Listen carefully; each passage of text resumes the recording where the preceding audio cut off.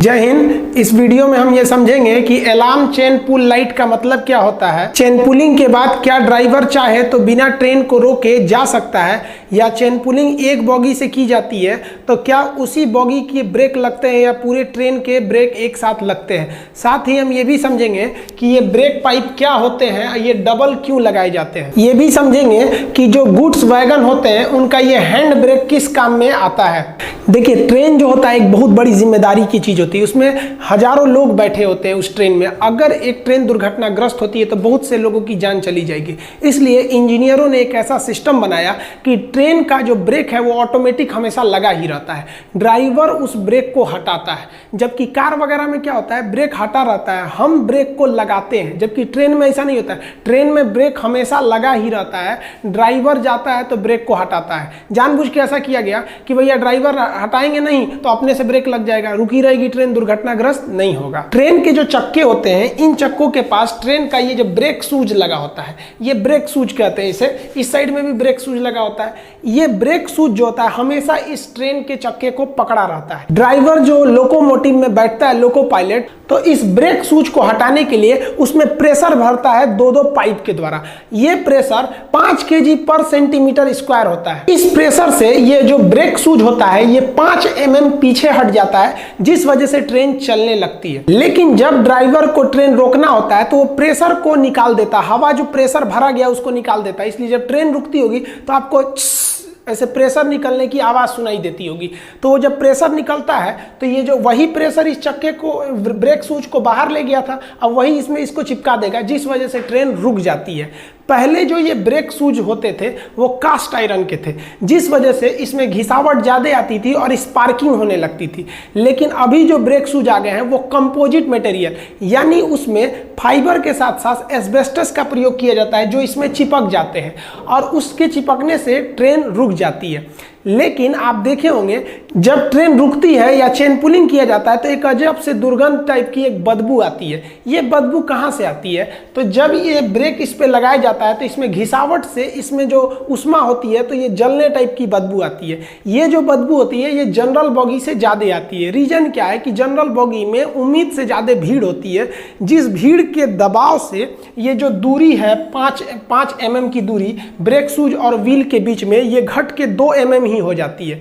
जबकि जो break apply किया जाता है वो ये ध्यान में रख के अप्लाई किया जाता है कि 5 mm की दूरी को मेंटेन करना है। जबकि जनरल बॉगी में ऑलरेडी भीड़ के वजह से 3 mm दूरी घटकर केवल 2 mm ही हो गई है और ब्रेक अप्लाई हो जाता है 5 mm के हिसाब से। इस वजह से उसमें दुर्गंध ज्यादा आती है। अब बात करते हैं ये प्रेशर आता कहां से है। तो इस प्रेशर को देने के लिए एक प्रेशर पाइप लगे होते हैं, दो प्रेशर पाइप। आप देखिए, ये होता है ब्रेक पाइप, ये आप किसी भी ट्रेन की 2 बॉगियों के बीच में ज्वाइंट देखे होंगे, इसी से प्रेशर भरते हैं। ये प्रेशर को भरता कौन है, तो ये लोको पायलट भरता है। इसके इंजन में एक बहुत बड़ा कंप्रेसर मतलब वैसा पंखा जो हवा को इकट्ठा करके किसी खास पाइप में भेज देता है, उसे कंप्रेसर कहते हैं। तो कंप्रेसर की मदद से लोको पायलट इस चक्के पूरी ट्रेन में भर देता है। जब लोको पायलट ब्रेक लगाता है तो हवा निकलती है, जिस वजह से पूरी ट्रेन का ब्रेक एक साथ अप्लाई हो जाता है व्हील यानी चक्के के ऊपर। जब कभी हमें ट्रेन को इमरजेंसी में रोकना होता है तो हम ये चेन पुलिंग कर देते हैं, इसको खींच देते हैं, जिस वजह से हम सुनते होंगे कि वैक्यूम हो गया, यानी उसकी हवा पूरी निकल गई, पाइप की हवा निकल गई, वहां पे वैक्यूम क्रिएट हो जाता है। वही हवा जो था ब्रेक को चक्के से दूर रखा हुआ था, आप जैसे चेन पुलिंग करते हैं पूरा हवा निकल जाता है, ये चक्का जाके चिपक जाता है। अब बात करते हैं कि अगर हम चेन पुलिंग किसी एक बॉगी से करते हैं तो क्या पूरे बॉगी का हवा निकल जाता है कि केवल उसी बॉगी का हवा निकलने से उस बॉगी की ब्रेक अप्लाई होती है? ऐसा नहीं है। देखिए, पूरा जो ट्रेन होता है वो एक ही फीडर पाइप और ब्रेक पाइप से जुड़ा होता है। अगर कहीं एक जगह से आप चेन पुलिंग करेंगे तो उस लीकेज से पूरा हवा निकल जाएगा और पूरे बॉगी में, पूरी ट्रेन में एक साथ ब्रेक लगता है। आप एक लाइट देखे होंगे किसी भी बॉगी में, यहाँ पर इस सेट में एक लाइट लगा होता है। इस लाइट को हम बोलते हैं अलार्म चेन पुलिंग लाइट, यानी एसीपी लाइट के नाम से जानते हैं इसको। ये क्या करता है, ये बताता है ये लाइट कि किस बॉगी से चेन पुलिंग किया गया है, ताकि जीआरपी वगैरह को पता चल सके कि इसी बॉगी से चेन पुलिंग किया गया है। साथ ही जैसे चेन पुलिंग होता है, लोको पायलट यानी ड्राइवर 3 छोटे छोटे हॉर्न बजाकर गार्ड, टीटी और जीआरपी के जवानों को बताते हैं कि चेन पुलिंग कर दी गई है ट्रेन की। तो वो बाहर निकल के देखते हैं कि अगर कोई अनावश्यक निकलता है तो उसे पकड़ के गिरफ्तार भी कर लिया जाता है। अब दो बात आपके मन में आता होगा कि क्या अगर हम चेन पुलिंग कर दें तो लोको पायलट की मजबूरी है ट्रेन को रोकना, कि वो चाहे तो इसे बाईपास करके निकल सकता है।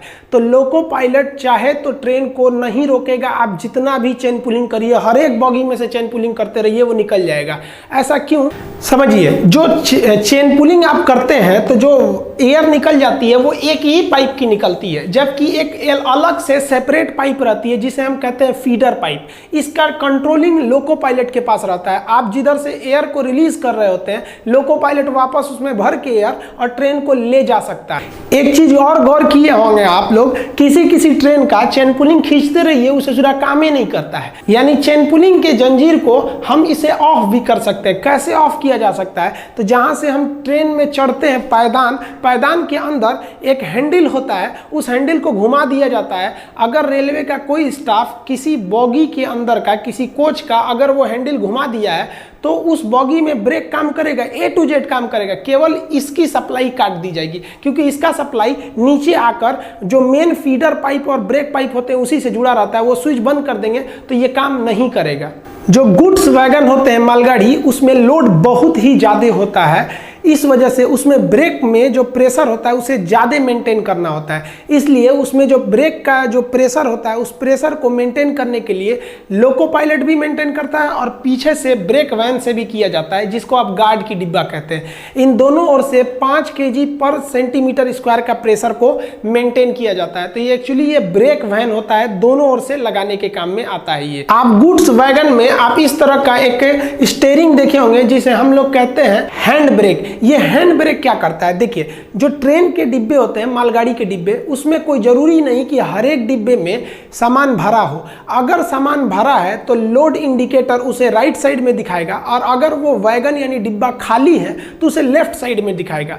तो खाली डिब्बे और भरे हुए डिब्बे से एक ब्रेकिंग सिस्टम पर काफी इफेक्ट पड़ता है, तो इस इंडिकेटर को ध्यान रखा जाता है। इसके अलावे अगर किसी बॉगी यानी अगर किसी वैगन का प्रेशर ज़्यादा हो गया है तो उसे कम करने की ज़रूरत है, और अगर प्रेशर 5 kg पर सेंटीमीटर स्क्वायर से कम है तो उसे बढ़ाना है, और ज़्यादा है तो घटा के ले आना है। तो ये जो हैंड ब्रेक होता है, ये किसी स्पेशल बॉगी यानी किसी खास डिब्बे में अगर प्रेशर कम और ज़्यादा हो गया है तो इसे हैंड ब्रेक की मदद से उसको मेंटेन करके बैलेंस करने के काम में आता है। तो इसे हम हैंड ब्रेक कहते हैं। आजकल जितनी भी मालगाड़ी है या सवारी गाड़ी है, उसमें जो ब्रेकिंग के लिए एयर पाइप दिया जाता है वो 2-2 एयर पाइप दिए जाते हैं। इस दोहरे पाइप होने के वजह से ही मालगाड़ियों पे आप देखेंगे उस पे लिखा रहता है विथ ट्विन पाइप, दोहरे पाइप वाले। ये दोहरे पाइप का मतलब क्या है कि अगर एक जगह से ब्रेक आप रिलीज भी कर देते हैं, चेन पुलिंग भी करते हैं, तो दूसरे फीडर पाइप की मदद से उसमें वापस हवा भर के अब ब्रेक को हम ढकेल सकते हैं और ट्रेन को लेके जा सकते हैं। आई होप कि आप ब्रेकिंग सिस्टम समझ गए होंगे, चेन पुलिंग और हैंड ब्रेक का क्या काम होता है ये भी समझ गए होंगे।